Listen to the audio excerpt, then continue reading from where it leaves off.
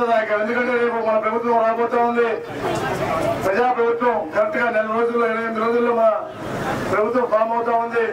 అప్పుడు చాలా కీలకంగా ఉంటారు కాబట్టి నారావారికి రావటం, మన ఊరు చూడటం, మన ఊరు సమస్యలు తెలుసుకోవటం, అవన్నీ కూడా రేపు పొద్దున మనం పూరించుకోవడానికి కూడా చాలా ఉపయోగకరంగా ఉంటుంది. అలాగే మానవత విలువ ఉన్నటువంటి వ్యక్తి మా తమ్ముడు, అతనికి కూడా మంచి ఆలోచనతో సేవ చేయాలని లక్ష్యంతో తిరుగుతారు. ఇద్దరు కూడా ఘనంగా ఈరోజు చప్పట్లు కొట్టి స్వాగతం పలకాల్సిందిగా. అందరికీ నమస్కారం. ఈ 5 ఏళ్ళు ఈ రాష్ట్రం చీకట్లోకి వెళ్ళిపోయింది. మన అమరావతి రాజధాని కానీ, లేకపోతే పోలవరం కానీ, మిగతా సంక్షేమ కార్యక్రమాలు కానీ ఎలా చేశారో మీరు చూశారు.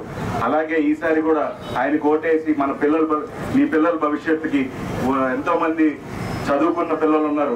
వాళ్ళు ఈ రాష్ట్రంలో ఉద్యోగాలు లేక పక్క రాష్ట్రాలకు వెళ్ళిపోతున్నారు. వాళ్ళ కోసం కొత్త కంపెనీలు తీసుకురావాల్సిన అవసరం ఉంది.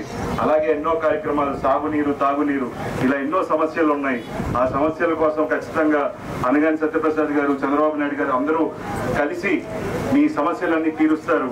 అలాగే సంక్షేమం చాలా అవసరం. మీరందరికీ సంక్షేమం, పిల్లలకి చదువు చాలా ముఖ్యం. దానికి ఆయన ఎంతో మేనిఫెస్టోలో ఉంది.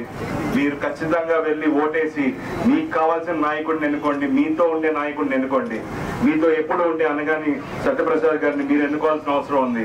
అలాగే ఈ రాష్ట్రాన్ని కాపాడే బాధ్యత చంద్రబాబు నాయుడు గారు తీసుకుంటారు. మీరు చూశారు మన ఉమ్మడి. మీరందరూ తప్పకుండా 13వ తారీఖున తెలుగుదేశం పార్టీకి అత్యంత మెజార్టీతో గెలిపిస్తారని మనస్ఫూర్తిగా కోరుకుంటూ, జై తెలుగుదేశం, జై జనసేన, జై భారతీయ జనతా పార్టీ.